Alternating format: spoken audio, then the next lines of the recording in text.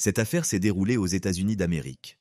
Ada Quadros Fernandez est née le 13 septembre 1977 dans la grande ville côtière de Chimbote, située dans le département d'Ancash, au Pérou. Elle est l'aînée de Victor Quadros Reyes, vétérinaire de profession, et de son épouse, Luz Fernandez, enseignante. Dès son plus jeune âge, Ada s'est distinguée par son sérieux et ses excellents résultats scolaires, devenant un véritable modèle pour son entourage. Elle a maintes fois démontré l'étendue de ses connaissances et remporté les Olympiades de son établissement. Comme elle l'a raconté bien des années plus tard, elle aimait, durant son enfance, passer du temps avec ses jeunes sœurs à la ferme de ses grands-parents, en contact étroit avec la nature et les animaux. Cette période, empreinte de liberté et de joie simple, fut sans doute la plus insouciante de sa vie. Bien que la famille d'Ada ne fût pas considérée comme pauvre selon les critères locaux, les ressources financières restaient limitées et l'argent manquait souvent. C'est pourquoi, à l'adolescence, la jeune fille chercha divers moyens de soutenir ses parents. Avec l'une de ses sœurs et une amie, elle forma un petit groupe qui gagnait un peu d'argent en divertissant les enfants lors de différents événements. Après avoir obtenu son diplôme de fin d'études secondaires avec mention, Ada intégra l'université pour y suivre des études de droit. Cependant, à son grand regret, elle fut contrainte d'interrompre sa formation, faute de moyens financiers, et dut renoncer à son rêve de poursuivre un enseignement supérieur. Malgré les difficultés, la jeune fille nourrissait une profonde volonté de changer de vie, de réussir et de venir en aide à sa famille. Animée par cet espoir, elle décida de tenter sa chance en postulant à la loterie annuelle organisée par les autorités des États-Unis d'Amérique, permettant à un certain nombre de candidats d'obtenir un visa par tirage au sort.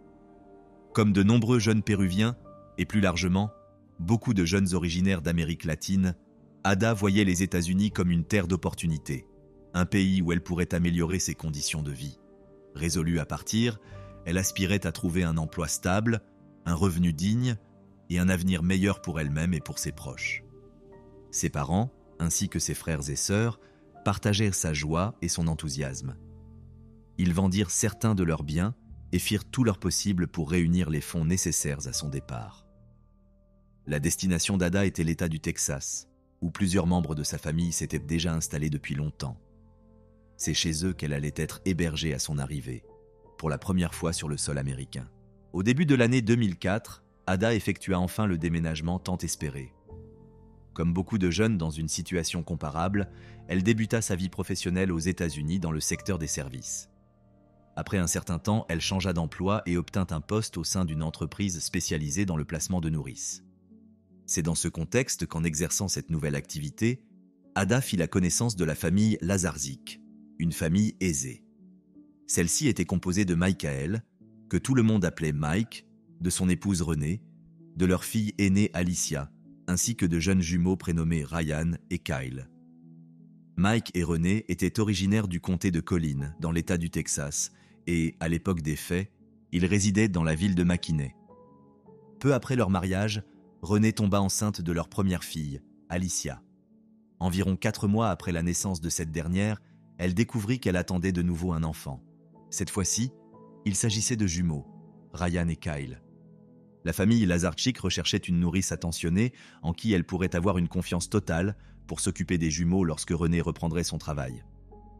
Alicia, quant à elle, était déjà bien intégrée à la garderie qu'elle fréquentait quotidiennement où elle s'était fait de nouveaux amis. Les parents décidèrent donc qu'elle continuerait à y aller, tandis que les jumeaux resteraient à la maison sous la garde de la nourrice. Mike et Renée reçurent plusieurs candidats en entretien. L'un d'eux était Ada. Elle leur parut la plus apte à remplir la mission qu'ils souhaitaient confier. Assez jeune sans être adolescente, elle avait environ 27 ans. Elle dégageait une impression de bonne santé, semblait physiquement robuste, polie et surtout dotée d'un caractère doux et équilibré. Renée proposa alors à Ada de commencer immédiatement afin qu'elle puisse passer quelques semaines ensemble. Elle voulait lui expliquer le fonctionnement de la maison, l'emplacement des objets et les attentes précises concernant la garde des enfants. Renée comptait également lui transmettre les connaissances qu'elle avait acquises lors de ses cours de préparation à l'accouchement et de soins aux jumeaux. Cela lui permettrait aussi d'observer directement la manière dont Ada s'occupait des 2 bébés, âgés d'un peu plus d'1 an. Ada, de son côté, posa quelques conditions. Elle précisa notamment qu'elle ne pourrait pas travailler plus de 18 mois auprès de la famille. Au départ, sa présence n'était prévue que durant la journée, mais, avec le temps, les parents des jumeaux lui demandèrent de passer la nuit sur place. Ada accepta sans hésitation. À partir de ce moment-là, elle ne quittait la maison que le week-end, qu'elle passait chez ses proches. Les jours s'écoulaient sans qu'elle s'en rende compte. Mike et René étaient pleinement satisfaits de son travail. Ils avaient appris à l'estimer et lui faisaient confiance comme à un membre de leur propre famille. Des photos d'Ada figuraient même parmi celles affichées dans la maison. Mais avec le temps, les choses commencèrent à changer. Environ un an plus tard, au cours de l'été 2005, Ada informa ses employeurs que son oncle et sa tante s'apprêtaient à retourner au Pérou avant de s'envoler ensuite pour l'Allemagne. Il était évident, d'après le contexte, que la jeune femme avait l'intention de les accompagner. Tout semblait déjà organisé de son côté. Elle avait même acheté un billet d'avion pour le 29 octobre de la même année. La famille Lazarchik prit cette nouvelle très mal. Avant tout parce qu'un tel départ aurait constitué, à leurs yeux, une rupture de l'engagement initial. Toutefois, après la surprise et la déception, ils finirent par comprendre la situation. Ils demandèrent alors à Ada de rester jusqu'à ce qu'ils aient trouvé une remplaçante et lui demandèrent également de participer aux recherches. Ada accepta cette proposition. Néanmoins, à partir de ce moment-là, elle ne dormit plus dans la maison familiale. Chaque soir, elle rentrait chez ses parents et ne revenait qu'au petit matin. En raison du changement de situation et de la date imminente du départ d'Ada, les parents des jumeaux convoquèrent plusieurs nouvelles candidates à des entretiens en vue de lui trouver une remplaçante. Le 12 octobre, en journée, René téléphona à Ada pour lui demander de venir préparer des macaronis au fromage pour les enfants. La jeune femme répondit favorablement à cette demande et leur donna à manger, comme elle en avait l'habitude. Plus tard, lorsque René rentra à la maison, elle passa plus d'1 heure avec les enfants avant leur coucher. Tout semblait se dérouler comme d'ordinaire. Cependant, à 5 heures du matin, le jeudi 13 octobre, le petit Kyle se réveilla en pleurant. Cela était très inhabituel, car les jumeaux dormaient généralement bien et ne se réveillaient jamais d'eux-mêmes aussitôt. Il fallait toujours les réveiller. René finit par se lever et se rendit dans la chambre des enfants. Elle prit Kyle dans ses bras et le calma doucement jusqu'à ce qu'il se rendorme. 2 heures plus tard, le père des garçons entra dans leur chambre, les réveilla, les embrassa, puis les confia à la nourrice venue prendre son service ce matin-là. La fois suivante où René se réveilla, il était déjà plus de 9 heures. Elle passa un moment avec les jumeaux, changea la couche de Ryan, leur dit au revoir, puis quitta la maison pour se rendre au travail, comme à son habitude. Les enfants allèrent bien, rien ne paraissait anormal, si ce n'est le réveil matinal inhabituel de Kyle. Mais vers 13 heures, la situation bascula brusquement. Ada, visiblement très agitée, appela les services d'urgence. La jeune femme déclara qu'un des enfants dont elle avait la charge était tombé malade. Selon ses dires, il avait cessé de respirer normalement et était devenu bleu.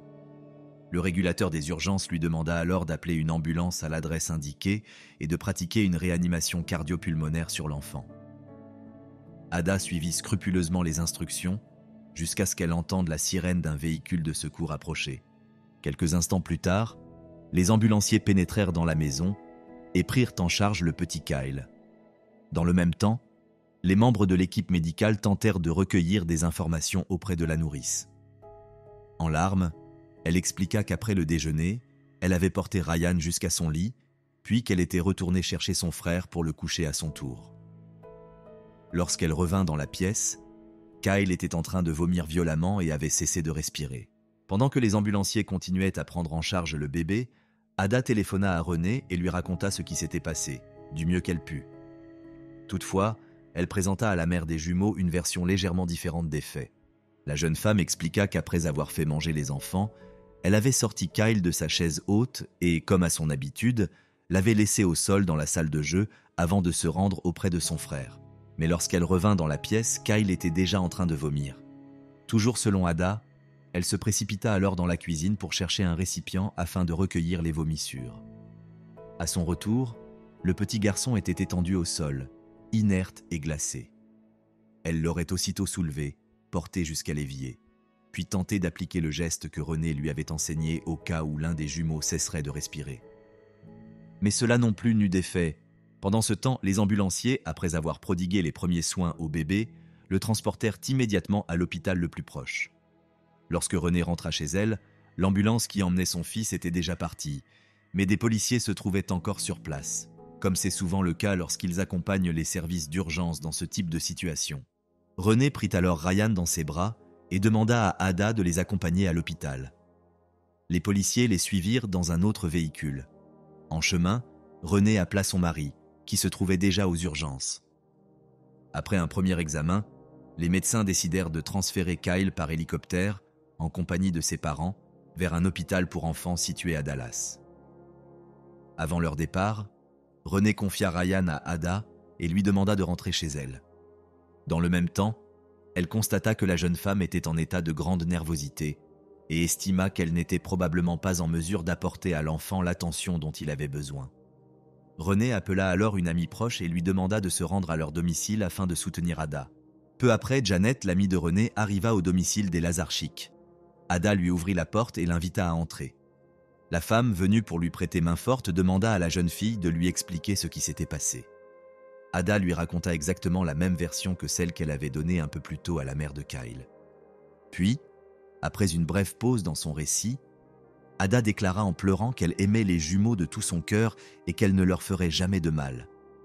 Janet tenta de la réconforter, car tout, dans l'attitude de la jeune femme, laissait penser qu'elle était profondément bouleversée par les événements.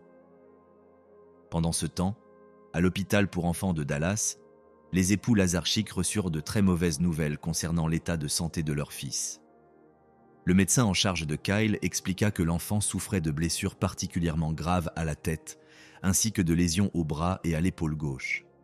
Un peu plus tard, un neurochirurgien vint à la rencontre des parents, visiblement sous le choc. Le spécialiste leur annonça que le cerveau du petit garçon était soumis à une pression intracrânienne extrême, rendant ses chances de survie extrêmement faibles. Selon lui, l'état de l'enfant était comparable à celui d'une victime d'un grave accident de la route ou d'une chute depuis le 6e étage d'un immeuble. En d'autres termes, tout semblait indiquer que Kyle avait été victime de maltraitance, ou plus précisément, d'un acte de violence physique infligé par un adulte.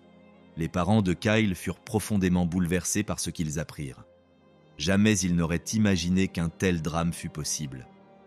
Leur première pensée fut que la nourrice avait peut-être trébuché en tenant l'enfant dans ses bras, ou qu'elle l'avait accidentellement laissé tomber, puis, submergée par la peur ou la honte, avait choisi de se taire. Cependant, les médecins expliquèrent clairement la nature des blessures subies par Kyle ainsi que la violence avec laquelle elles avaient été infligées. À la lumière de ces éléments, l'hypothèse d'un accident perdit rapidement toute crédibilité. Renée finit par appeler Janet et lui demanda de faire sortir l'autre jumeau de la maison sans délai, ce qu'elle fit aussitôt. Elle retourna ensuite sur les lieux où se trouvait encore la nourrice. Ada était assise en silence près de la fenêtre et semblait parfaitement calme. Mais quelques instants plus tard, lorsqu'une voiture de police passa devant la maison, la jeune femme perdit tout contrôle. Elle s'effondra au sol en pleurs et se mit à répéter, de manière quasi incohérente, qu'elle n'avait jamais fait de mal à Kyle. La voiture de police se dirigeait effectivement vers le domicile de la famille Lazarchik. Des inspecteurs étaient dépêchés sur place afin d'interroger Ada, la personne ayant contacté les services d'urgence.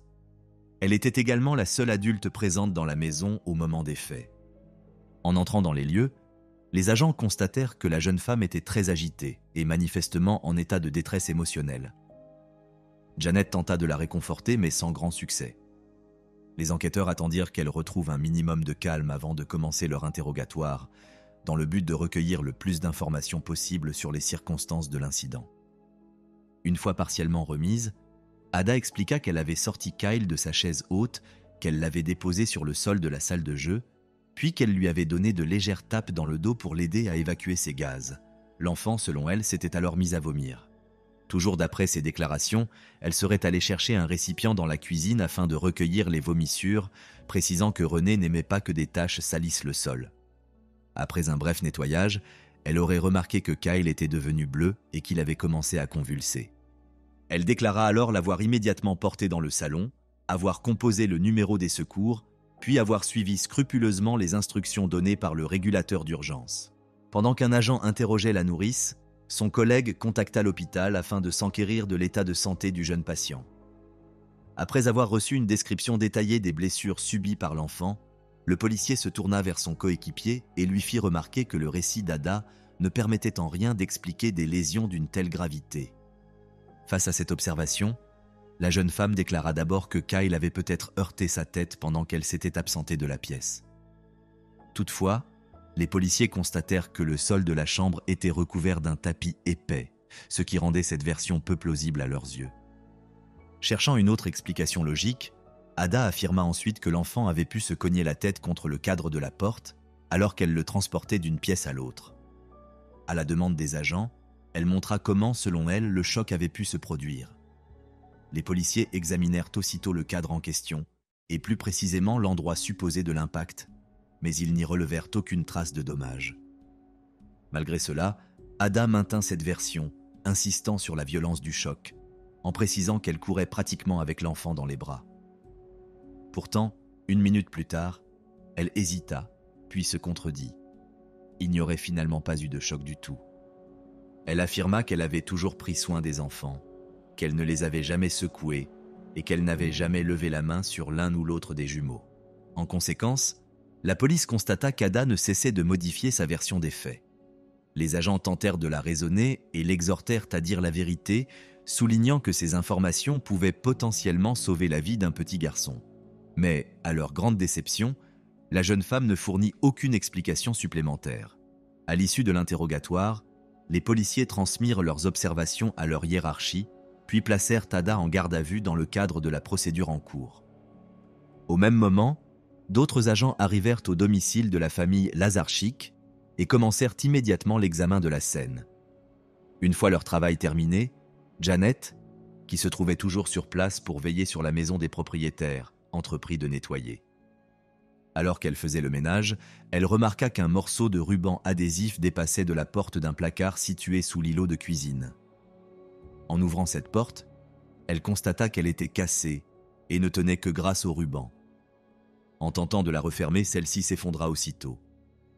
Cet état du mobilier lui parut étrange.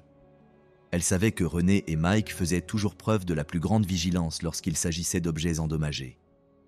En règle générale, ils les remplaçaient immédiatement afin d'éviter tout risque pour leurs enfants. Guidée par une intuition, Janet signala la porte défectueuse aux policiers. Peu après, ceux-ci examinèrent soigneusement le placard, puis interrogèrent les parents sur son état.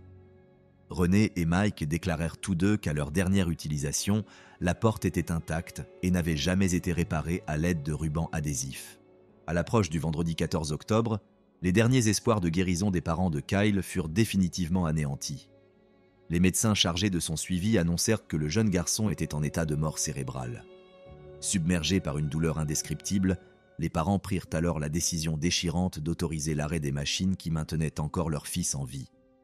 Peu après, l'enfant s'éteignit. 3 jours plus tard, le 17 octobre, les enquêteurs procédèrent à un nouvel interrogatoire d'Ada, toujours détenue dans un centre de rétention après avoir été mise en examen pour avoir volontairement porté atteinte à l'intégrité physique d'un mineur.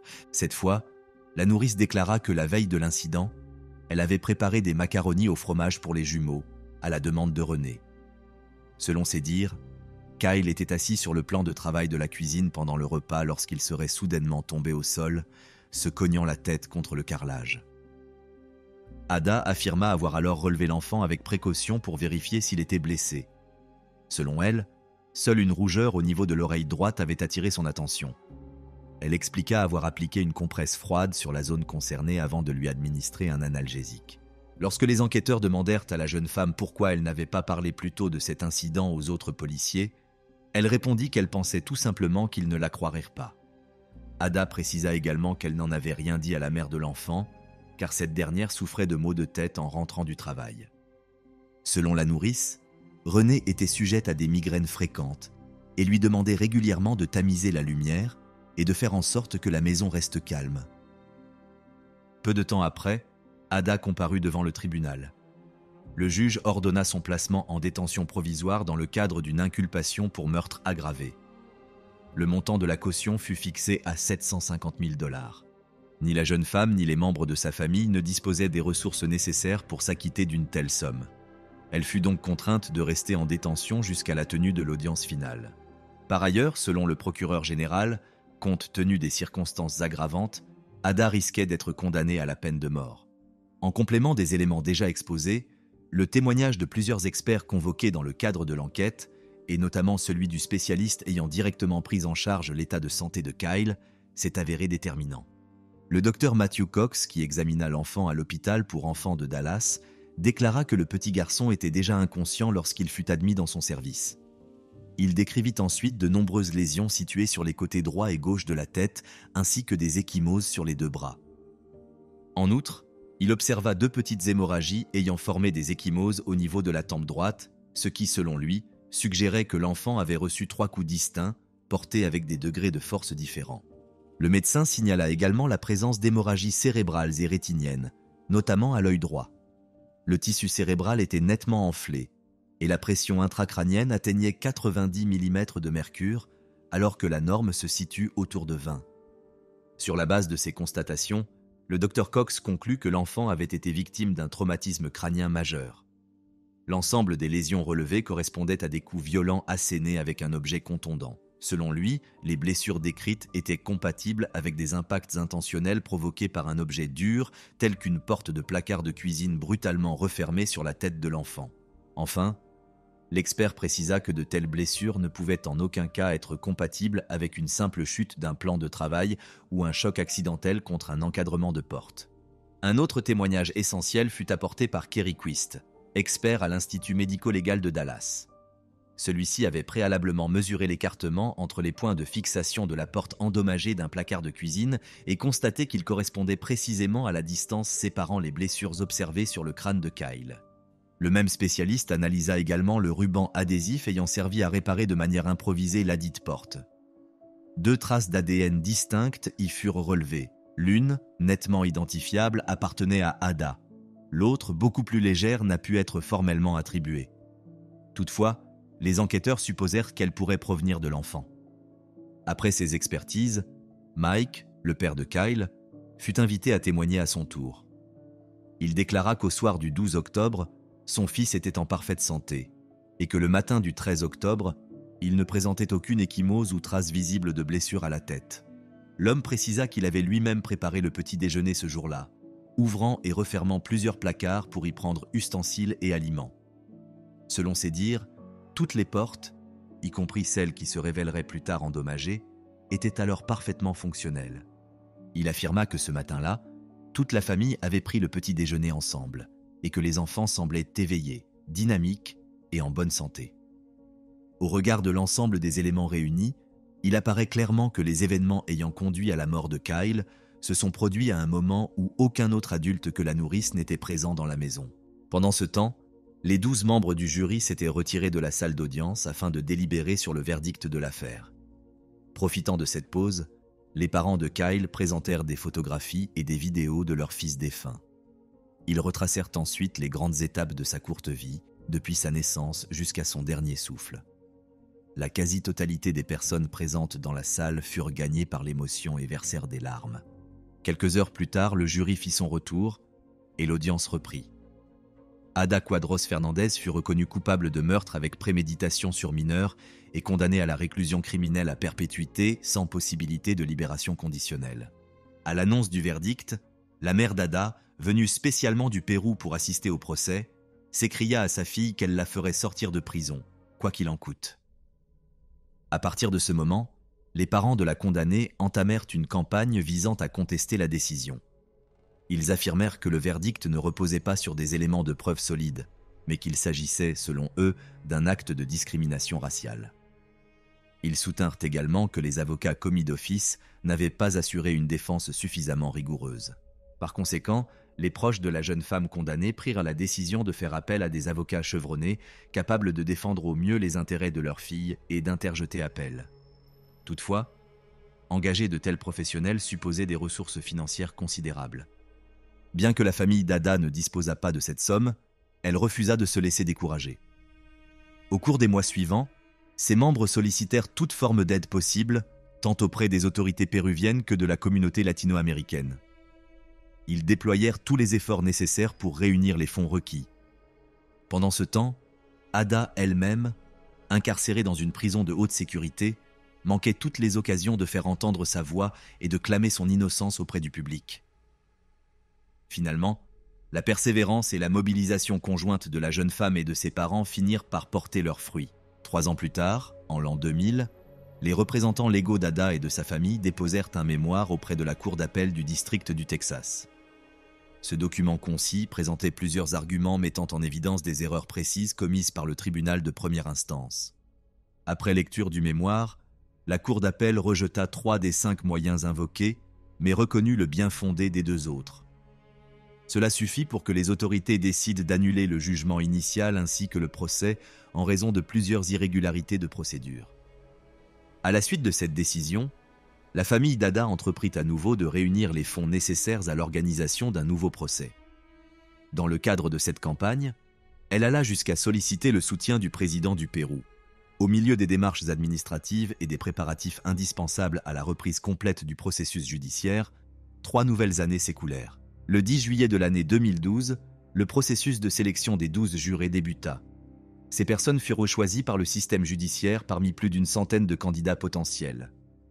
Avec le soutien de son avocat, Ada continua de clamer son innocence. Toutefois, elle ne nia pas toute forme de responsabilité dans les faits. La défense fit valoir que, le 12 octobre, l'enfant était tombé de la table de la cuisine et s'était blessé à la tête. Selon la même version, la blessure aurait été aggravée le lendemain, lorsqu'Ada, courant d'une pièce à l'autre avec le garçon dans les bras, aurait accidentellement heurté sa tête contre le montant latéral de l'encadrement d'une porte.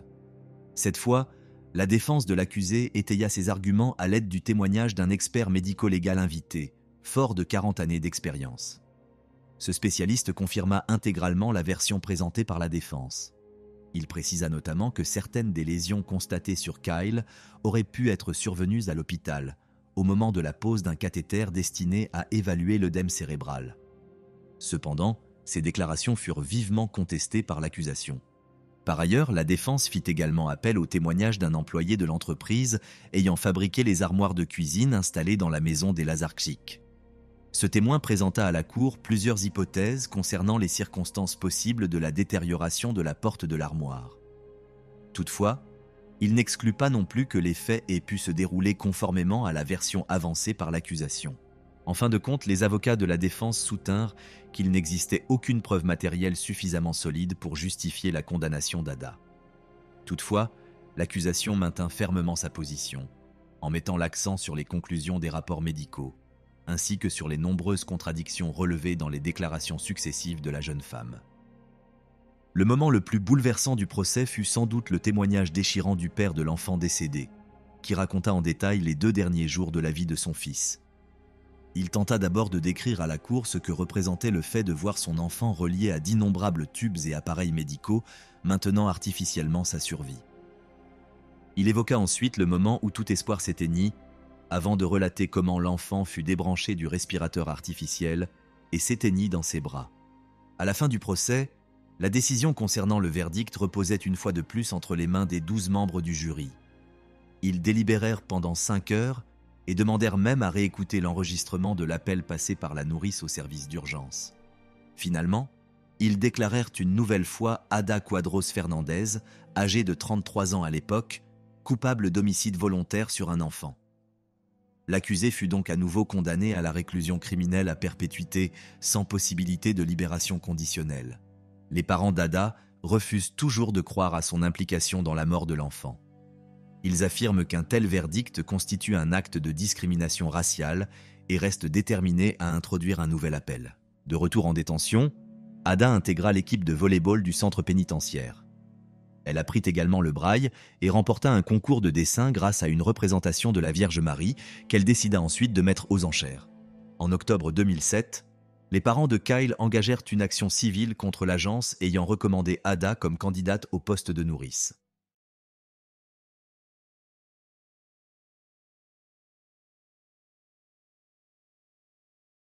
Dans cette vidéo, je vais vous parler du cas de Jessica Camilleri.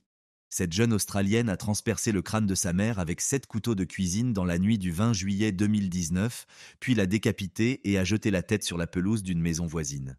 Jessica Camilleri était la benjamine de Rita et Vince Camilleri, un couple d'origine australo-maltaise. Sa sœur aînée, Christy, était quant à elle née avec des déficiences mentales, contrairement à elle. Pour simplifier, elle fait partie de ce petit pourcentage de la population du pays qui présente un léger retard mental. En règle générale, les personnes atteintes de ce type de retard mental apprennent la langue tardivement. Cela affecte des compétences importantes telles que la lecture, l'écriture et le calcul.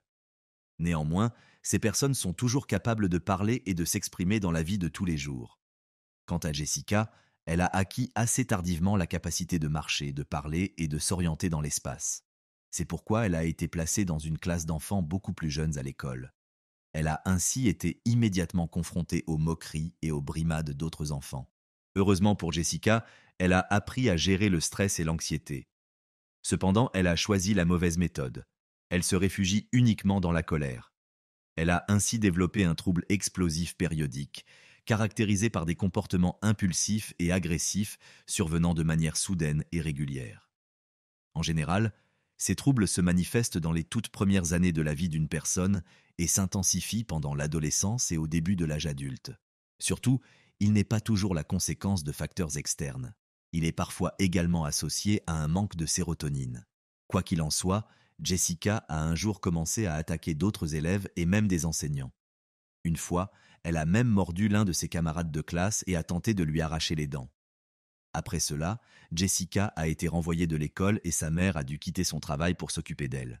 Il est également important de noter qu'en plus du retard mental et des épisodes irrationnels que j'ai déjà mentionnés, Jessica souffrait de troubles déficitaires de l'attention avec hyperactivité, une maladie qui touche des millions d'enfants et d'adultes dans le monde. Parallèlement, elle souffrait également d'un trouble du spectre autistique, qui fait partie d'un groupe de troubles neurologiques ayant également eu un impact négatif important sur son comportement. En conséquence, elle présentait de graves déficiences dans sa capacité à percevoir la réalité. En fait, son autisme l'empêchait d'accomplir les tâches quotidiennes les plus simples, comme faire les courses ou prendre les transports en commun. Jessica était également obsédée par certaines choses, et en particulier par les chiffres. Elle avait par exemple quelques chiffres préférés, 2, 3 et 5.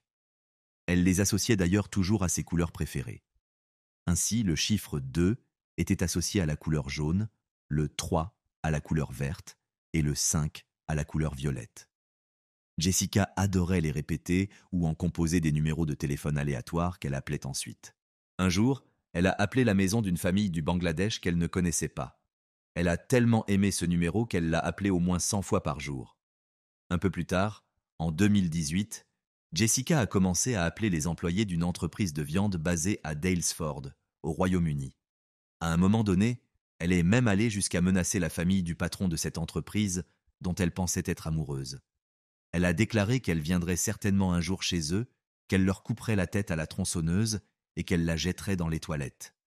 Elle avait également une autre obsession. Jessica passait presque tout son temps libre à regarder des films d'horreur. Elle était particulièrement fascinée par des œuvres telles que Saw, Jeepers Creepers et, bien sûr, Massacre à la tronçonneuse. Pour autant que je sache, l'intrigue de ce dernier film tourne autour d'un groupe de jeunes Texans poursuivis par des tueurs cannibales équipés de tronçonneuses. En raison de son niveau d'agressivité sans précédent, Massacre à la tronçonneuse a été interdit dans plusieurs pays, dont l'Australie, le pays natal de Jessica. Mais cela ne l'a jamais empêché de les regarder. Au moment des faits, Jessica et sa mère Rita vivaient déjà seules dans une maison de la banlieue de Sydney. Le père de la jeune fille avait divorcé de sa mère alors qu'elle était encore adolescente. L'une des principales raisons de leur séparation serait un problème constant de comportement avec leur fille cadette. Malgré la faible estime de soi de Jessica, elle a toujours fait preuve d'un narcissisme prononcé. Très probablement, quelque part au fond d'elle-même, elle croyait en son caractère unique et estimait qu'elle méritait un traitement exceptionnel de la part des autres. Cependant, consciente de son infériorité, Jessica manipulait souvent les gens et était égocentrique. Tout cela ne se manifestait toutefois qu'à l'égard de sa mère. Rita, quant à elle, ne s'est jamais opposée à ce comportement de la part de sa fille.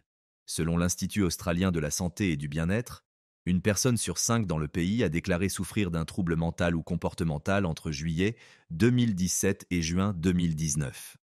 Cette liste comprend divers troubles diagnostiqués cliniquement qui altèrent les capacités cognitives, émotionnelles et sociales d'une personne. Tous ces troubles ont un impact significatif sur l'état émotionnel de la personne et sur sa capacité à interagir avec son entourage. Il est bien connu que toutes ces maladies mentales affectent non seulement la personne malade, mais aussi tous les membres de sa famille. Il convient également de noter qu'il s'agit là d'un cas isolé, et que la tragédie survenue dans la nuit du 20 juillet 2019 est loin d'être le seul événement de ce genre.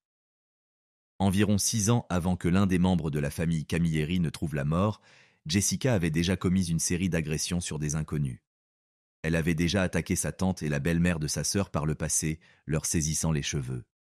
Elle n'ira cependant jamais en prison et restera toujours sous la responsabilité de la seule personne qui pouvait la supporter. Outre ces affaires, Jessica se montrait souvent agressive envers les autres femmes qui se présentaient à elle. La jeune fille a toujours eu l'impression que son entourage la méprisait, ce qui a alimenté son sentiment d'insécurité. Une fois, Jessica a même été empêchée de consulter son médecin généraliste à cause de son comportement agressif envers une autre patiente. Peu après cet incident, la jeune fille a été admise dans l'unité de psychiatrie de l'établissement. Elle y a commencé à prendre de nouveaux médicaments antipsychotiques. Grâce à eux, son état s'est considérablement amélioré. Cependant, à la fin de l'année 2018, soit environ 6 mois avant le crime, Jessica a arrêté de prendre ses médicaments et a commencé à utiliser des produits naturels pour lutter contre ses maux. Finalement, absolument désespérée, sa mère, Rita, a même fait appel à un médium pour l'aider à chasser le démon qui vivait en elle. À cette époque, la famille et les amis de la femme l'ont mise en garde à plusieurs reprises contre les dangers de la cohabitation avec Jessica, mais elle a toujours été persuadée, pour une raison quelconque, que sa fille ne pouvait pas lui faire de mal. Selon Christy, la fille aînée de Rita, sa mère avait un cœur d'or et faisait toujours passer les intérêts des autres avant les siens. La sœur de Rita, Mary Hill, a également reconnu l'amour inconditionnel de Rita envers Jessica. Rita s'est ensuite souvenue des nombreuses fois où elle avait parlé à sa sœur, sincèrement inquiète que Jessica lui fasse un jour du mal. Rita n'a pas tenu compte de ses conseils le jour de l'attaque. Le 20 juillet 2019, jour fatidique, Jessica pensa que sa mère l'avait humiliée devant un homme qu'elle venait de croiser sur le parking. Peu après, elles sont rentrées chez elle et Jessica a demandé à sa mère de commander un autre repas dans son restaurant préféré. Rita a refusé et pour la première fois, Jessica a composé le numéro de téléphone elle-même. Elle l'a fait 3 fois. La première fois à 20 et 1h18, la deuxième fois à 20 et 1h20, puis enfin la troisième fois à 20 et 1h21. Ensuite, Jessica a demandé à sa mère d'appeler son médecin généraliste. Rita a accepté, mais dès qu'il est entré dans la chambre de Jessica, il a été littéralement assailli et a immédiatement quitté les lieux en courant pour se précipiter vers la voiture et prendre la poudre d'escampette. Inquiète du comportement de sa fille, Rita a décidé d'appeler le numéro d'urgence pour demander au personnel d'emmener Jessica dans une clinique psychiatrique. Ayant appris son intention, la jeune fille a attrapé sa mère de 57 ans par les cheveux et l'a entraînée de force dans la cuisine. À l'aide de 7 différents couteaux à découper, dont 4 ont fini par se briser, Jessica a poignardé sa mère un nombre inimaginable de fois à la tête et au cou. L'examen médico-légal du corps de Rita a révélé qu'elle était morte des suites de multiples coups de couteau ayant entraîné la séparation de sa tête du reste du cou. De nombreuses autres blessures ont également été constatées sur le corps de la victime. Certaines de ces blessures étaient de nature purement défensive. Cela indique que même si elle souffrait beaucoup et était sous le choc, elle était consciente et luttait pour sa vie. À la suite de tous ces événements, Jessica a appelé la police et a avoué avoir tué sa mère avant de jeter sa tête sur la pelouse d'une maison voisine. Selon elle, elle avait agi en état de légitime défense. Elle a affirmé que c'était Rita qui l'avait attrapée par les cheveux et entraînée dans la cuisine pour la poignarder. Lorsque les policiers sont arrivés sur les lieux, Jessica se trouvait déjà à l'extérieur, vêtue de vêtements tachés de sang et une bouteille d'eau à la main. D'après les policiers, elle ne montrait aucun signe visible de remords.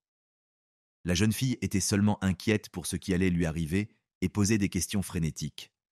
Elle a notamment demandé aux policiers puis aux inspecteurs arrivés sur place si sa mère pouvait être sauvée. Elle croyait apparemment qu'il existait des médecins capables de faire des miracles et de recoudre la tête des gens, les ramenant ainsi à la vie. Elle a également demandé aux policiers si elle serait condamnée à mort pour avoir tué sa mère. Et quand l'un des policiers lui a répondu que la peine de mort n'existait pas en Australie, Jessica a répondu qu'elle n'avait alors pas à s'inquiéter. Un peu plus tard, la jeune fille a également admis que l'idée de décapiter la seule personne qui se préoccupait réellement de son bien-être, sa mère, lui était venue après un nouveau visionnage des films d'horreur qu'elle aimait tant. Pour autant que je sache, une grande partie de la conversation entre Jessica et la police a été enregistrée par Anthony de Agostino, le chef de police arrivé sur les lieux peu avant minuit. Cependant, il n'est pas le seul à avoir qualifié ce qu'il a vu d'événement le plus horrible de sa vie. Le lendemain de l'incident, Jessica a été conduite au tribunal en compagnie de son avocat. Étonnamment, elle n'a jamais demandé à être libérée sous caution. Peut-être ignorait-elle tout simplement qu'une telle procédure existait. Après une brève audience largement dominée par les arguments de la défense concernant les nombreux problèmes médicaux dont souffrait Jessica, celle-ci a tout de même été déclarée coupable d'homicide involontaire. Début 2021, Jessica, âgée de 27 ans à l'époque, a été condamnée à la peine maximale autorisée de 21 ans et 7 mois de prison. Elle ne pourra demander une libération conditionnelle qu'en septembre 2035. Après le prononcé du jugement, le procureur Tony McCarthy a déclaré que, selon lui, le meurtre brutal de Rita Camilleri était une sorte d'aboutissement de l'agressivité dont sa fille avait fait preuve depuis le début. Il a également noté qu'un psychologue judiciaire estimait que Jessica avait toutes les chances de commettre un second délit si elle était libérée. En d'autres termes, M. McCarthy estime qu'elle représentera un danger permanent pour la société une fois libérée. Quant à Christy, la sœur aînée de Jessica, elle a été profondément choquée par les événements. Elle a affirmé que sa sœur avait poignardé leur mère à mort comme si de rien n'était et qu'elle ne lui pardonnerait jamais. Mary, la sœur de Rita dont j'ai déjà parlé, a déclaré qu'elle prierait quoi qu'il arrive pour que sa nièce reçoive les soins médicaux dont elle a désespérément besoin. De son côté, la juge Helen Wilson a évoqué les difficultés auxquelles elle a été confrontée lors de la sélection du jury. Selon elle, un grand nombre de candidats potentiels ont tout simplement refusé de participer au procès de Jessica Camilleri. Elle a également affirmé qu'il s'agissait de la pire affaire d'homicide involontaire qu'elle ait jamais eu à connaître. De son côté, Nathan Steele, l'avocat de Jessica, a déclaré que sa cliente avait déjà pris conscience de son crime et qu'elle s'était repentie en écrivant une lettre aux membres restants de sa famille. Dans cette lettre, la jeune fille admet que sa mère n'a jamais tenté de l'attaquer et reconnaît parfaitement sa responsabilité. Cependant, l'un des psychiatres qui a examiné son état mental a expliqué qu'elle était, pour diverses raisons, dans l'incapacité d'éprouver des sentiments tels que le remords. Il a également indiqué qu'elle n'avait montré aucune émotion visible pendant l'examen. De plus, selon son analyse, Jessica ne présentait pas de signes évidents de schizophrénie ou d'hallucination. En d'autres termes, lorsqu'elle a attaqué sa mère, elle était probablement dans un état mental relativement stable. Le rapport psychiatrique officiel indiquait également que Jessica ne pourrait faire face à tous les facteurs de risque possibles que si elle bénéficiait d'un soutien global pour sa santé mentale. Bien avant l'annonce du jugement final, Jessica a été placée dans l'une des cellules les plus strictes de la section pour femmes du complexe correctionnel de Silverwater, située entre la rivière Parramatta et le parc olympique de Sydney. Selon les informations disponibles, cette cellule de moyenne et haute sécurité pouvait accueillir environ 400 femmes condamnées pour les délits les plus graves. Certaines d'entre elles nécessitaient une surveillance médicale constante et une protection des autres détenus. Les détenus de Silverwater passaient plus de 20 heures par jour dans leurs propres cellules. Cela dépendait principalement de leur comportement après leur incarcération. Le quartier des femmes du complexe pénitentiaire comportait également plusieurs cellules spécialisées accueillant des détenus souffrant de divers troubles mentaux et ayant des tendances suicidaires. Jessica a quant à elle été classée dans la catégorie des délinquantes à besoins spéciaux lors de son admission à la prison. Il est également important de noter qu'une fois incarcérée, la jeune fille a été impliquée dans plusieurs incidents d'agression physique contre d'autres détenus. Au début du mois de septembre 2019, soit 2 mois seulement après son arrivée à Silverwater, Jessica a jeté une tasse de thé chaud sur une autre détenue. Selon moi, cela serait dû à un désaccord concernant la nourriture vendue dans l'établissement pénitentiaire. Le lendemain, elle a de nouveau été accusée d'avoir agressé une autre détenue et a été jugée par un tribunal local. Elle n'a toutefois jamais été condamnée pour ce délit. En novembre de la même année, Jessica a désobéi à un ordre d'un agent pénitentiaire et, en juillet 2020, elle a endommagé des biens locaux. Elle a donc dû payer une amende d'environ 200 $ australiens. Elle a également agressé une détenue en novembre 2020, ce qui lui a valu d'être exclue de sa cellule pendant une semaine. Quelque temps plus tard, en janvier 2021, elle a été condamnée pour une autre agression. Il est important de noter qu'après chacune de ces altercations, Jessica a affirmé agir en protectrice de ses intérêts. Elle a affirmé que les autres détenus essayaient toujours de faire de sa vie un enfer, quoi qu'elle fasse ou où qu'elle aille. Elle a également déclaré que la prison ne ressemblait pas à sa vie d'avant et que l'enfermement était une véritable épreuve pour elle. Selon le même Institut australien de la santé et du bien-être, environ 40% des prisonniers australiens ont été diagnostiqués comme souffrant de maladies mentales diverses en 2019. D'après d'autres statistiques publiques, environ 1 personne sur 5 atteinte d'une maladie mentale a été en contact avec le système de justice pénale au moins une fois dans sa vie. Bien entendu, il n'existe pas de lien de causalité directe entre l'état de santé mentale d'une personne et sa propension à commettre un crime. Cependant, ces statistiques ont clairement montré que les prisons australiennes accueillaient un grand nombre de personnes souffrant de maladies mentales bien avant leur incarcération. Tout cela augmente donc le risque qu'elles commettent un délit. Quoi qu'il en soit, l'environnement carcéral a eu un impact négatif sur l'état mental des détenus chez qui des troubles mentaux avaient déjà été diagnostiqués. Cela est principalement dû à des facteurs tels que la menace constante d'agressions physiques et de brutalité de la part d'autres détenus et du personnel pénitentiaire. Voilà peut-être la conclusion logique de l'histoire d'aujourd'hui. Jessica Camilleri a décapité sa mère parce qu'elle voulait sincèrement l'aider à surmonter ses problèmes de santé mentale. Humiliée en permanence à l'école à cause de son retard de développement cognitif et des difficultés d'apprentissage qui en découlaient, Jessica a fini par basculer dans le ressentiment et la colère. Parallèlement, elle a systématiquement développé un comportement malsain et agressif, devenu une sorte de réponse défensive. Jessica le manifestait à chaque fois qu'elle se sentait menacée. Elle pouvait même considérer comme une menace un simple regard jeté sur elle par un étranger ou la réticence de sa mère à lui commander une portion supplémentaire de nourriture.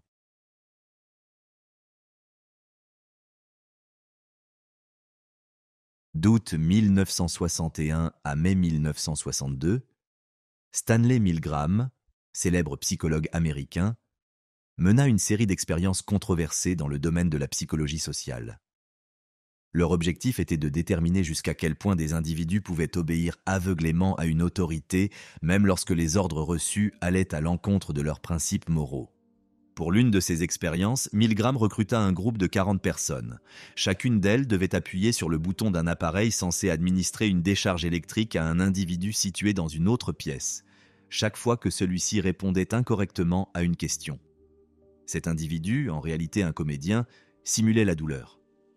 Au fil de l'expérience, la majorité des participants augmentèrent progressivement l'intensité des décharges, allant jusqu'au niveau maximal, simplement parce qu'une figure d'autorité présentée comme experte les y incitait. À l'issue de l'étude, Milgram conclut que, dans un contexte d'obéissance, les individus ont tendance à se déresponsabiliser de leurs actes. Il supposa qu'en exécutant des ordres explicites, ils cessent de se percevoir comme des agents autonomes et deviennent de simples instruments au service de la volonté d'autrui. Et si le cas que je m'apprête à évoquer semble illustrer de manière exemplaire ce type de comportement, il révèle aussi comment, dans des circonstances similaires, certains ont attribué à l'obéissance des pulsions qui leur appartenaient en propre. Le mardi 26 octobre 1965, la police d'Indianapolis reçut un appel téléphonique émanant d'un adolescent de 15 ans se présentant sous le nom de Richard Hobbs. Au bout du fil, il signala le décès d'une jeune fille prénommée Sylvia Likens, survenue au 3850, rue East New York. Incapable d'expliquer précisément les circonstances du drame, Hobbs affirma néanmoins avoir tout tenté pour la ranimer. Les policiers se rendirent aussitôt à l'adresse indiquée, une maison occupée par la famille Baniszewski, composée de plusieurs membres. Gertrude Baniszewski, âgée de 36 ans, y vivait avec ses 7 enfants, Paula, 17 ans, Stéphanie, 15 ans, John, 12 ans, Mary, 11 ans, Shirley, 10 ans, James, 8 ans, et Dennis, 18 mois. 2 autres adolescentes, Jennifer, 15 ans, et Sylvia Likens, 16 ans, logeaient également dans la maison. Peu après leur arrivée, les agents découvrirent le corps sans vie de Sylvia Likens étendu sur un matelas dans le sous-sol. L'état du cadavre les bouleversa immédiatement. La jeune fille présentait de nombreuses contusions récentes. des lésions graves, un traumatisme crânien, des lèvres écrasées, des fractures aux jambes, ainsi que plusieurs brûlures profondes provoquées par des cigarettes. Sur l'abdomen, une marque en relief semblait représenter soit le chiffre 3, soit la lettre S. Non loin de là, les enquêteurs relevèrent une inscription gravée à l'aide d'un objet tranchant qui disait « Je suis une prostituée et fière de l'être ». Tous les membres de la famille Baniszewski ainsi que Jennifer Likens, la sœur de la victime, et Richard Hobbs, l'adolescent à l'origine de l'appel téléphonique, furent interrogés en priorité. Tous livrèrent une version identique des faits. Selon leur déclaration, Sylvia Likens vivait avec sa sœur dans la maison depuis le mois de juin 1965. À cette époque, leurs parents travaillaient dans des foires itinérantes et parcouraient l'État pour des engagements professionnels. D'après le témoignage de Gertrude Baniszewski, Sylvia serait sortie la veille au soir avec un groupe de garçons. Le lendemain matin, Gertrude affirma l'avoir retrouvée allongée sur le seuil de la maison, vêtue de façon sommaire et couverte de multiples blessures. Toujours selon elle, en la découvrant, elle l'aurait immédiatement transportée à l'intérieur. Bien que partiellement consciente, Sylvia aurait été capable de rédiger un mot décrivant ce qui lui était arrivé. Gertrude ajouta que peu après, la jeune fille aurait perdu connaissance avant de succomber à ses blessures. Autant que l'on sache, le texte de cette note était adressé aux parents de Sylvia Likens et indiquait qu'elle était sortie avec un groupe d'hommes qui lui avaient promis de l'argent en échange de services destinés à les aider à se sentir bien. Elle expliquait être montée dans leur voiture, où ils avaient obtenu ce qu'ils voulaient, avant de la battre violemment et de lui infliger de nombreuses blessures. Ces hommes auraient également gravé une inscription sur son ventre en la traitant de prostituée. Elle reconnaissait ensuite avoir tout fait pour mettre Gertrude en colère, en précisant qu'elle lui avait causé des ennuis, qu'elle l'avait contrainte à dépenser beaucoup plus d'argent qu'elle ne le pouvait pour s'occuper d'elle, et qu'elle avait endommagé un matelas neuf en urinant dessus. Elle ajoutait que Gertrude avait dû payer plusieurs factures médicales hors de sa portée, et qu'elle avait aussi causé beaucoup de stress aux enfants de la maison. Bien que tous les membres de la famille aient confirmé cette version des faits, la sœur de Sylvia, prénommée Jennifer, s'approcha discrètement de l'un des agents de police et le supplia de la faire sortir de cette maison. C'est alors qu'elle lui confia que sa sœur avait été victime de sévices pendant plusieurs mois, infligés non seulement par Gertrude Baniszewski, mais aussi par ses enfants aînés ainsi que par plusieurs garçons du voisinage. À la suite de ces révélations, tous les protagonistes mentionnés furent arrêtés et conduits au commissariat pour y être interrogés. Peu de temps après, une autopsie fut pratiquée sur le corps de Sylvia. Son état choqua profondément même les experts médico-légaux les plus expérimentés. Plus d'une centaine de blessures distinctes furent relevées, parmi lesquelles des plaies ouvertes, des ecchymoses, des entailles, des hématomes, des fractures osseuses et des brûlures causées par des cigarettes. Le corps présentait également des signes marqués de déshydratation et une malnutrition avancée. Au vu de l'ensemble de ces éléments, les spécialistes conclurent que la mort de Sylvia résultait d'une dénutrition sévère combinée à une hémorragie cérébrale provoquée par un violent coup porté à la tête, survenu environ 1 heure avant la découverte du corps par les forces de l'ordre. Quelques mois plus tard, en décembre 1965, Gertrude Baniszewski, ses 2 filles Paula, 17 ans, et Stéphanie, 15 ans, ainsi que son fils John, 12 ans, furent officiellement inculpés de meurtre. L'affaire fit l'objet d'un immense scandale public et fut qualifiée par la presse de dossier criminel le plus effroyable de son époque. Grâce aux témoignages croisés des principaux protagonistes, des voisins et de plusieurs autres témoins, les enquêteurs parvinrent à reconstituer avec une grande précision les faits ayant conduit à la mort de Sylvia Likens. Mais avant d'entrer dans le cœur du dossier, il convient de s'interroger sur les circonstances qui ont conduit Sylvia et sa sœur Jennifer à se retrouver dans cette maison. Selon plusieurs rapports, Sylvia et Jennifer étaient les filles de Lester et Betty Likens, un couple marié travaillant dans les foires itinérantes et sillonnant régulièrement l'État. Durant son enfance, Jennifer fut atteinte de poliomyélite, ce qui freina la croissance de l'une de ses jambes. Elle avait donc besoin d'une assistance constante et passait la majorité de son temps auprès de sa sœur Sylvia, qui veillait sur elle. Au début de l'année 1965, une violente dispute éclata entre les parents. Betty quitta alors le domicile familial avec ses filles. Peu de temps après, elle fut arrêtée et brièvement incarcérée. Sylvia et Jennifer se retrouvèrent livrées à elles-mêmes. Quelque temps plus tard, un ami commun leur présenta Paula Baniszewski. une adolescente de 17 ans, qui leur proposa de venir loger chez elle. À cette époque, la maison des Baniszewski était déjà connue dans le quartier pour accueillir un grand nombre d'enfants et d'adolescents. Beaucoup d'entre eux n'avaient aucun lien familial avec Gertrude, mais fréquentaient régulièrement la maison car elle les autorisait à fumer et à consommer de l'alcool. Bien que Gertrude se fût montrée dans un premier temps réticente à héberger les deux sœurs, elle finit par accepter. Quelques jours plus tard, le père des deux filles, Lester Likens, apprit qu'elle logeait chez Gertrude Baniszewski et se rendit à son domicile pour s'assurer qu'elles allèrent bien. Au cours de leur échange, Gertrude lui affirma qu'elle pouvait continuer à s'occuper des sœurs, à condition de recevoir 20 $ par semaine afin de couvrir les frais liés à leur hébergement. Les premiers jours se déroulèrent sans incident. Cependant, la situation se détériora rapidement. Lorsque Lester tarda à effectuer le paiement promis, Gertrude entra dans une violente colère et s'en prit physiquement aux deux jeunes filles. À partir de ce moment-là, elle commença à les punir fréquemment, souvent sous des prétextes futiles ou sans fondement. Elle paraissait particulièrement irritée par Sylvia, qu'elle accusait régulièrement de négliger son hygiène personnelle et de mener une vie dissolue. Bien entendu, aucune preuve ne venait étayer ces accusations, mais Gertrude se montrait de plus en plus hostile et agressive à l'égard de la jeune fille. Des Badger Bimint. En août 1965, un couple marié, Raymond et Phyllis Vermillion, emménagea avec ses enfants dans le même quartier que la famille Baniszewski. Peu après leur arrivée, Phyllis se mit à la recherche d'une baby-sitter pour ses enfants et entendit parler de sa voisine, connue pour héberger plusieurs adolescents à la fois. Elle décida de lui rendre visite afin de mieux la connaître. À cette période, la situation financière de la famille Baniszewski était extrêmement précaire. Tous souffraient de malnutrition sévère et ne se nourrissaient que de pain et de soupe. Le foyer manquait de vaisselle, obligeant chacun à attendre son tour pour manger. La maison était en outre insalubre et dégageait une forte odeur de renfermé. Mais ce qui frappa le plus Phyllis fut la présence d'une jeune fille maigre et réservée, arborant un œil au beurre noir.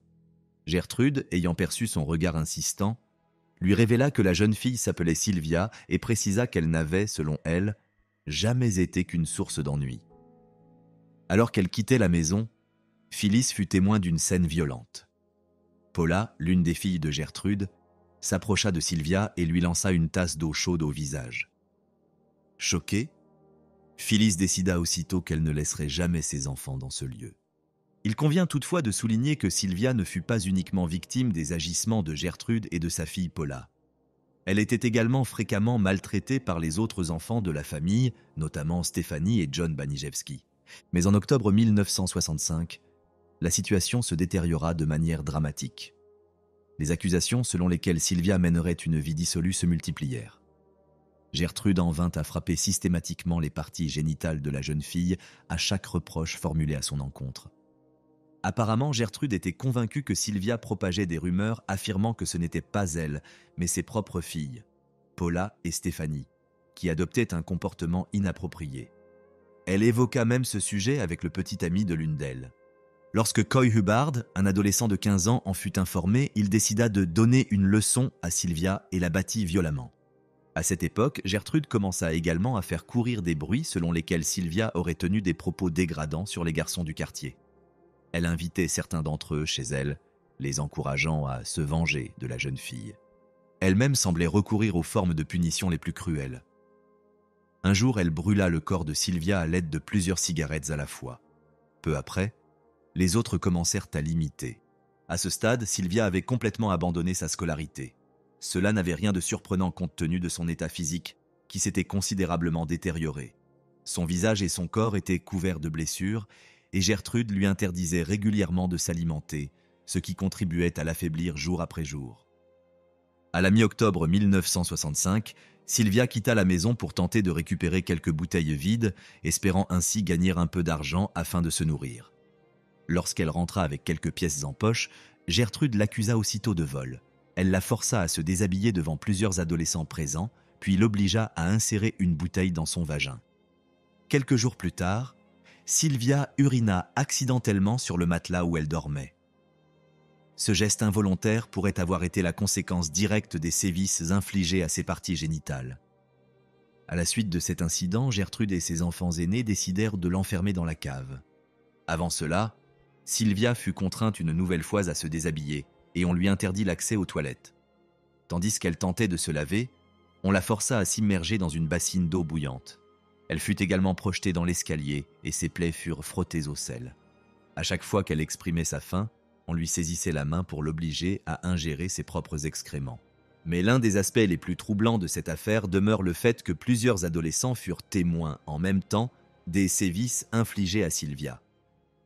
Et bien que la majorité d'entre eux ait fini par y participer activement, certains en parlèrent à leurs parents. Toutefois, ces derniers refusèrent de les croire ou minimisèrent la gravité des faits. Il fut néanmoins établi qu'une infirmière s'était rendue au domicile de la famille Banisewski le 15 octobre. Gertrude lui présenta la jeune fille en précisant qu'il s'agissait de Sylvia Likens, puis expliqua que la plupart des blessures qu'elle portait résultaient, selon elle, d'un accident domestique. Elle affirma également que Sylvia se prostituait régulièrement et vivait parfois dans la rue. L'infirmière, ne disposant d'aucune preuve immédiate permettant de contester ces déclarations, n'eut d'autre choix que de les accepter et quitta finalement la maison. Un autre individu qui fréquentait régulièrement la maison des Baniszewski était Richard Hobbs, ce même adolescent de 15 ans qui avait alerté la police peu après la mort de Sylvia. Il fut supposé qu'il existait une forme de lien particulier entre lui et Gertrude. Bien que cela n'ait jamais été formellement établi, plusieurs témoignages indiquent que Gertrude lui portait une attention singulière. Un jour, alors que Hobbs se trouvait de nouveau dans la maison, Gertrude lui demanda de participer à la punition de Sylvia. Aux côtés de Paula, John, Shirley, Stephanie et du petit ami de cette dernière, Coy Hubbard, il aida à attacher les poignets de la jeune fille. Gertrude s'empara ensuite d'une bouteille en verre avec laquelle elle infligea des blessures supplémentaires à Sylvia. Puis, elle donna l'ordre de chauffer une aiguille afin de marquer son corps. Selon tous les témoins présents, juste après cet acte de violence, la jeune fille fut envoyée dans le sous-sol où Coy Hubbard poursuivit les sévices. Plus tard, la sœur de Sylvia, Jennifer, déclara à la police que, cette nuit-là, la jeune fille paraissait aussi faible que d'habitude. Le lendemain, Gertrude manifesta une certaine inquiétude quant à son état. Apparemment, elle prit conscience qu'elle risquait d'avoir des ennuis si Sylvia venait à mourir sous son toit. C'est dans ce contexte qu'elle força littéralement la jeune fille à rédiger une note à l'attention de ses parents, les informant qu'elle avait été blessée par des garçons qu'elle fréquentait. Peu de temps après, Sylvia tenta pour la première fois de s'échapper. Mais son extrême faiblesse physique permit à Gertrude de la rattraper et de la maîtriser sans difficulté. Par la suite, cette dernière tenta de lui faire manger des beignets, mais Sylvia, incapable d'avaler, les recracha. Gertrude entra alors dans une violente colère et la battit de nouveau. Un peu plus tard, le lundi 25 octobre, Sylvia fut à nouveau frappée, cette fois par Gertrude, ses enfants et plusieurs adolescents. Le soir même, Coy Hubbard et Stephanie Banisewski la poussèrent dans l'escalier menant au sous-sol où elle resta inconsciente pendant plusieurs heures. Selon les experts médico-légaux, il est fortement probable que la chute dans l'escalier ait provoqué l'hémorragie cérébrale à l'origine du décès de Sylvia, aggravée par son extrême fragilité physique. Le mardi 26 octobre, lorsque Stephanie Banisewski et Richard Hobbs tentèrent de donner un bain à Sylvia dans l'espoir de la ranimer, ils constatèrent qu'elle ne respirait plus. Peu après, Gertrude donna l'ordre à Hobbs de contacter la police. Il semble qu'elle comptait sur la note écrite sous la contrainte par la victime pour écarter les soupçons à son encontre. Cependant, à l'arrivée des agents, Jennifer, la sœur de Sylvia, raconta discrètement à l'un d'eux ce qu'il s'était réellement passé, et ce malgré les menaces de mort dont elle avait été l'objet. Comme mentionné précédemment, Gertrude Banisewski, ses filles Paula et Stephanie, son fils John, ainsi que Richard Hobbs et Coy Hubbard furent les premiers à être arrêtés. D'autres adolescents impliqués dans les sévices furent également interpellés par la suite. Dans l'ensemble, l'affaire Banisewski bouleversa l'opinion publique à l'échelle nationale. Il sembla inconcevable à la grande majorité des personnes suivant le procès qu'un groupe aussi important d'adolescents ait pu participer à un crime d'une telle cruauté sans manifester ni compassion ni remords. De surcroît, tous cherchèrent, d'une manière ou d'une autre, à faire porter la responsabilité à la victime elle-même. Richard Hobbs, qui accepta de coopérer avec les enquêteurs dès le début de l'instruction, affirma avoir agi correctement, convaincu que Sylvia avait insulté sa propre mère. John et Stephanie Banisewski, tout comme Coy Hubbard, exprimèrent peu, voire aucune empathie envers la jeune fille, adoptant une attitude similaire à celle de Hobbs. Paula Baniszewski, quant à elle, était enceinte au moment de son arrestation. Elle semblait davantage préoccupée par sa santé et celle de son enfant à naître que par les conséquences judiciaires de ses actes. Dans un premier temps, Gertrude Baniszewski tenta de rejeter l'entière responsabilité sur ses enfants aînés et leurs amis. Toutefois, elle finit par reconnaître sa propre implication directe dans les tortures et les mauvais traitements infligés à Sylvia, tout en affirmant souffrir de troubles mentaux. Il est également important de rappeler que Gertrude Baniszewski naquit sous le nom de Gertrude Nadine Van Fossan dans l'État de l'Indiana, le 19 septembre 1929. Elle était le troisième enfant d'une fratrie de 6. Peu d'éléments sont connus concernant son enfance. Toutefois, il est généralement admis qu'elle entretenait des relations difficiles avec sa mère. À l'âge de 11 ans, elle assista au décès brutal de son père, victime d'un arrêt cardiaque. Cet événement la marqua profondément.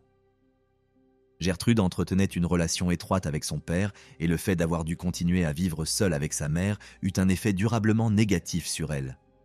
Cette dernière était réputée pour son extrême sévérité et son tempérament autoritaire. Elle accusait fréquemment sa fille de mener une vie jugée immorale, ce qui renforça leur antagonisme. À l'âge de 16 ans, Gertrude quitta définitivement l'école et épousa un jeune homme du nom de John Baniszewski, son aîné de 2 ans. Le couple eut 4 enfants. Toutefois, il serait difficile de qualifier leur foyer de véritablement harmonieux. John était décrit comme un homme grossier et violent qui insultait fréquemment Gertrude et la maltraitait physiquement. Après une dizaine d'années de vie commune, ils divorcèrent. Peu de temps après, Gertrude entama une relation avec un certain Edward Guthrie, avec lequel elle s'installa brièvement. Leur union ne dura pas, et en 1963, elle se réconcilia avec son premier mari. Ensemble, ils eurent 2 nouveaux enfants. Mais cette tentative de reconstruire une vie conjugale échoua également. En 1964, alors âgée de 35 ans, Gertrude entama une nouvelle relation avec un jeune homme de 23 ans, Dennis Lee Wright, dont elle eut un 7e enfant. Il apparut par la suite que Wright s'intéressait avant tout à l'allocation en espèces que Gertrude percevait pour ses enfants. Il quitta rapidement le domicile et ne revint jamais. Tout au long du procès, les avocats de Gertrude Baniszewski insistèrent sur la difficulté de son parcours personnel. Selon eux, leur cliente souffrait de graves troubles mentaux ainsi que de divers problèmes de santé, au point d'être trop affaiblie pour pleinement comprendre la nature des événements qui l'entouraient. Ces arguments, toutefois, ne suffirent pas à écarter sa responsabilité. Gertrude Baniszewski fut reconnue coupable et condamnée à la réclusion criminelle à perpétuité. Paula Baniszewski fut également déclarée coupable et condamnée à la prison à vie, alors qu'elle était enceinte au moment du verdict. Coy Hubbard et Richard Hobbs furent, eux aussi, reconnus coupables et écopèrent d'une peine de 21 ans de réclusion.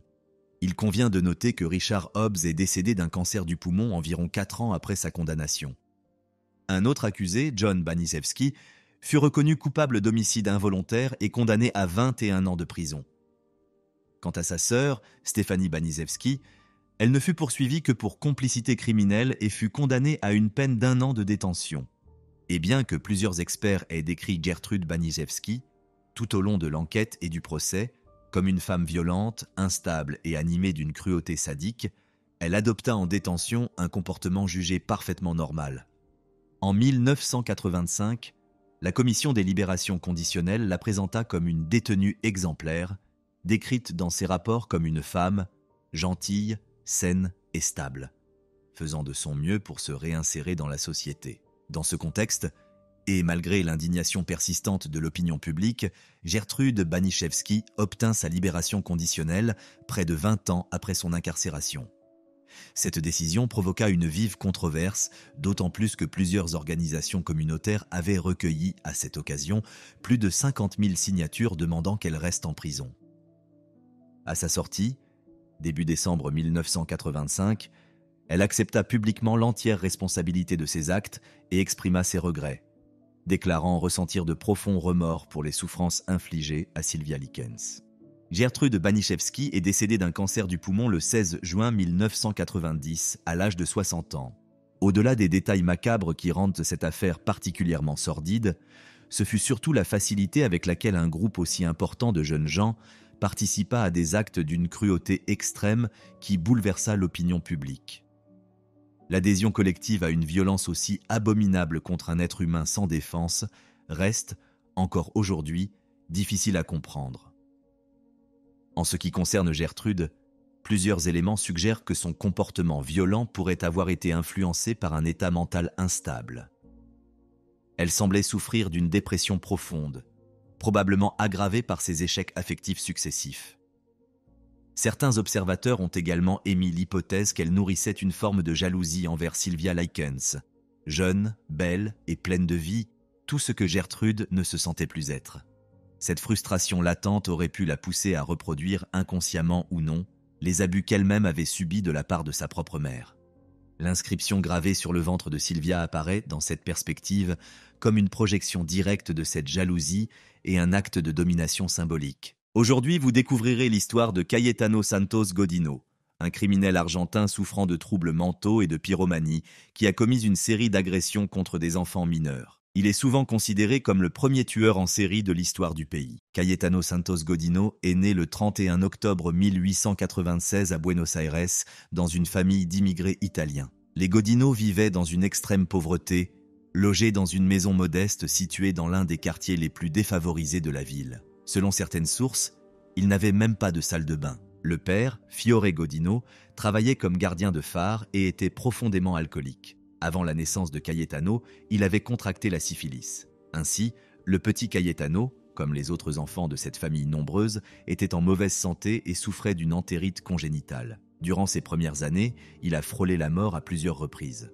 Fiore était également d'un tempérament violent et infligeait régulièrement des sévices à ses enfants, utilisant une ceinture en cuir ou un bâton en bois. Sa femme ne faisait pas exception et subissait elle aussi des violences. Pourtant, c'est sur Cayetano que Fiore semblait concentrer toute sa rage. Les premières années de sa vie, le jeune Godino les a passées dans la rue. Dès l'âge de 5 ans, il a commencé à fréquenter l'école, mais il a changé plusieurs fois d'établissement. Il se distinguait par une totale absence d'intérêt pour l'apprentissage et montrait des aptitudes très limitées. En parallèle, Cayetano faisait preuve d'une extrême agressivité, notamment envers ses camarades et ses enseignants, ce qui lui a valu d'être régulièrement renvoyé. Certains professeurs le qualifiaient sans détour d'idiot, d'imbécile ou de retardé mental, tant il semblait incapable de comprendre les leçons. Son état de santé était tout aussi préoccupant que ses capacités intellectuelles. Il souffrait de maux de tête fréquents, souvent accompagnés de fièvre, qui le contraignaient à rester alité pendant de longues périodes. Cayetano était également sujet à des vomissements et à des diarrhées chroniques, ce qui, selon certains experts,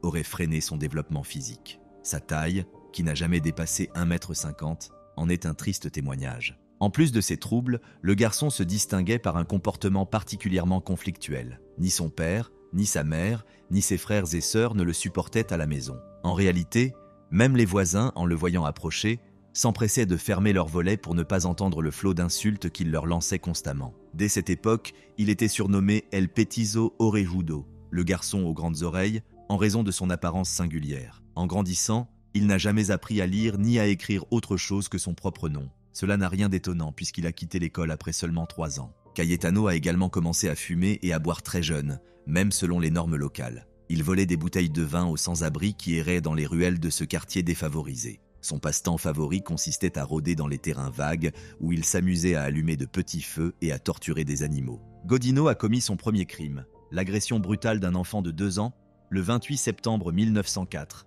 alors qu'il n'avait pas encore 8 ans. Il a conduit le petit Miguel dans un endroit isolé, l'a frappé à plusieurs reprises et l'a laissé dans les buissons. Un policier qui passait par là a découvert les 2 enfants. Ils ont été emmenés au poste de police où leurs parents sont venus les récupérer. Bien que l'agression ait été particulièrement violente, les policiers n'ont pas imaginé qu'ils avaient affaire à un futur criminel dangereux. 1 an plus tard, Cayetano a de nouveau été arrêté. Cette fois, il avait attaqué une fillette de 18 mois, la frappant à la tête avec une pierre. Par chance, les blessures de l'enfant n'étaient pas graves. Dans les 2 cas, malgré la gravité des actes, le jeune délinquant n'a été que brièvement placé en état d'arrestation avant d'être rapidement relâché. Cayetano a commis son premier meurtre le 29 mars 1906. Ce jour-là, la police a été alertée de la disparition d'une fillette de 3 ans, Maria. Les autorités ont fouillé toutes les maisons, qu'elles soient habitées ou abandonnées, ainsi que presque tous les terrains vagues, mais aucun indice permettant de retrouver l'enfant n'a été découvert. Ce n'est que 6 ans plus tard que la famille de la fillette disparue a finalement appris la vérité. Le 5 avril de cette année-là, le jeune Godino, alors âgé de 9 ans, a été conduit au poste de police par son propre père. Fiore Godino a déclaré qu'il ne pouvait plus contrôler son fils et a demandé aux autorités de l'incarcérer. Il a accusé Cayetano d'être un enfant profondément instable, faisant preuve d'une cruauté gratuite envers les animaux.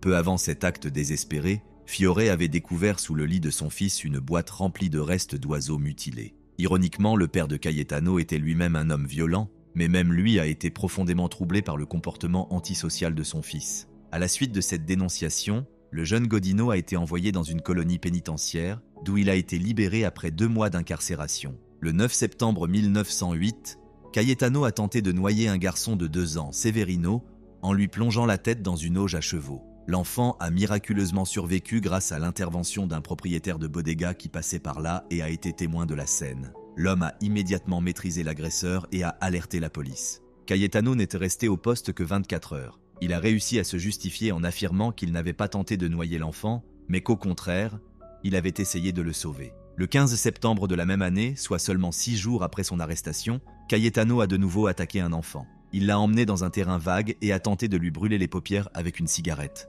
Heureusement, la mère de l'enfant est arrivée à temps et a empêché le pire. L'agresseur a cependant réussi à s'enfuir. Après cet incident, Cayetano est retourné chez ses parents, mais son comportement n'a cessé d'empirer. Souvent ivre, il traînait dans le quartier, semant le trouble. Épuisé par la situation, ses parents ont décidé de l'envoyer à nouveau dans une colonie correctionnelle pour mineurs. Cette fois, Godino y était resté 3 ans. Pendant cette période, il a suivi plusieurs cours obligatoires et a appris à lire des mots syllabe par syllabe et à compter jusqu'à 100. Mais cette tentative de rééducation n'a eu aucun effet sur lui. Le 23 décembre 1911, après plusieurs années passées en colonie correctionnelle, Cayetano revient chez ses parents. Ces derniers espéraient que cette expérience l'aurait ramené à la raison, mais il n'en fut rien. Ils lui ont même trouvé un emploi d'apprenti dans une usine locale, mais il n'y a travaillé que quelques mois avant de retomber dans le vagabondage et de reprendre son mode de vie habituel. À la même période, il a recommencé à souffrir de violents maux de tête, ce qui, selon ses propres mots, a intensifié son désir de faire du mal aux autres. Le 7 janvier 1912,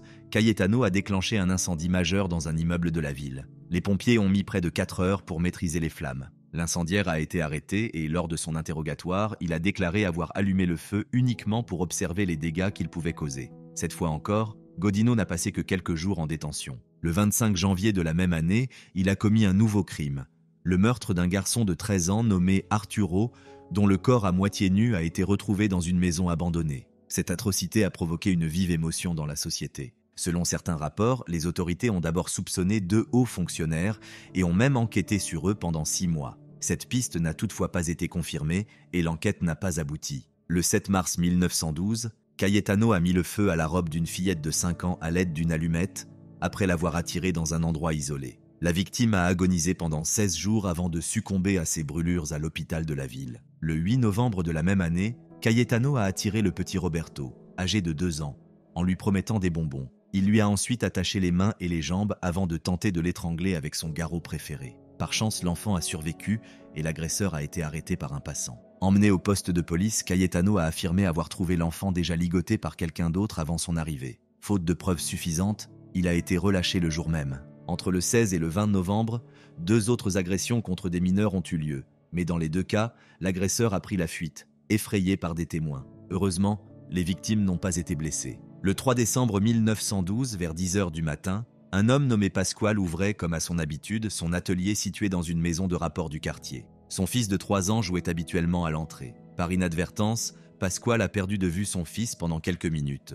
Lorsqu'il est retourné le chercher, l'enfant avait déjà disparu. Affolé, le père s'est précipité à l'extérieur, mais malgré ses recherches initiales, il n'a pas trouvé l'enfant. C'est alors qu'il a compris que son fils avait réellement disparu. Après avoir parcouru plusieurs rues, Pasquale est arrivé devant un vaste terrain vague.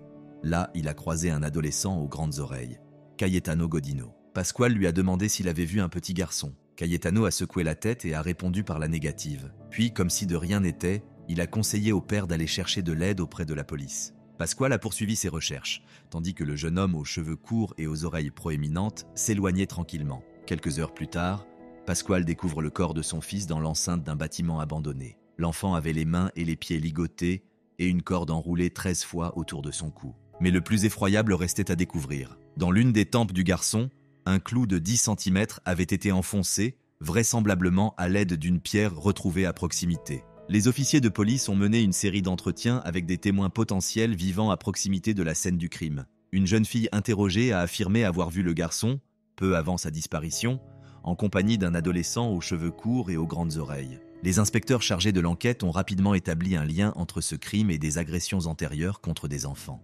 Pourtant, bien que Cayetano soit le principal suspect, il ne dispose pas encore de preuves suffisantes pour l'arrêter. Quelques jours plus tard, une cérémonie d'adieu a été organisée pour l'enfant. Les membres de la famille étaient profondément bouleversés par la mort atroce de leur garçon. À un moment donné, le père du défunt a vu Cayetano entrer dans la maison. Il a d'abord pensé qu'il venait présenter ses condoléances, comme l'avaient fait d'autres voisins. Cependant, Cayetano s'est immédiatement dirigé vers le cercueil où reposait le corps de l'enfant. Il a alors saisi la tête de la victime et l'a tournée sur le côté, comme pour examiner la zone temporale où le clou avait été enfoncé. Ce comportement a semblé extrêmement suspect, et le père a aussitôt alerté la police. Dans les heures qui ont suivi, le domicile de la famille Godino a été perquisitionné, et Cayetano a été arrêté. Lors de la fouille de ses effets personnels, les enquêteurs ont découvert une coupure de presse relatant le meurtre d'un enfant. Interrogé à ce sujet, le détenu a déclaré que, bien qu'il ne sache pas lire, il avait reconnu la personne sur la photographie. Il a ajouté que, dès qu'il avait vu l'image, il avait ressenti un sentiment de satisfaction.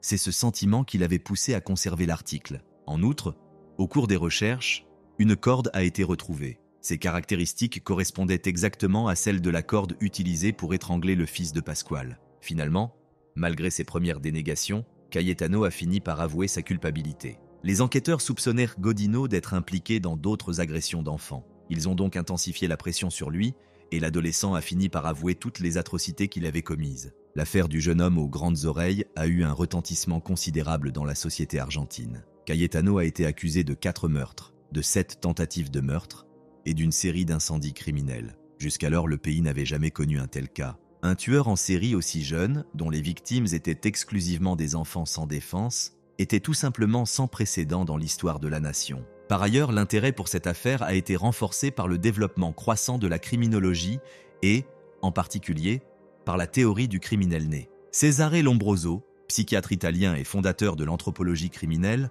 avait étudié des centaines de criminels de son époque et conclu qu'ils présentaient tous des caractéristiques physiques spécifiques. Selon lui, ces traits étaient le résultat d'une régression évolutive naturelle s'étalant sur plusieurs générations. En d'autres termes, un criminel aurait presque toujours le visage d'un criminel. Lombroso décrivait ces individus comme ayant de grandes mâchoires, un front étroit, des pommettes saillantes, de grandes oreilles et des lèvres épaisses. Cayetano Santos Godino semblait correspondre parfaitement au profil criminologique décrit précédemment. Malgré son jeune âge, il était un tueur froid, totalement dépourvu de remords après avoir commis ses pires crimes. Les examens médicaux auxquels il a été soumis ont révélé que, outre la taille inhabituelle de ses oreilles, Cayetano présentait des bras anormalement longs et des organes génitaux disproportionnés. Ces particularités physiques ont été minutieusement consignées afin d'être utilisées dans le cadre des études sur le positivisme criminologique. Ces examens ont également révélé que le jeune homme portait au total 27 cicatrices sur le crâne. Il s'agissait apparemment de marques laissées par les violents passages à tabac que lui infligeait son père. D'après les résultats des tests psychiatriques, il a été établi que Cayetano n'était pas en mesure de prendre pleinement conscience de ses actes.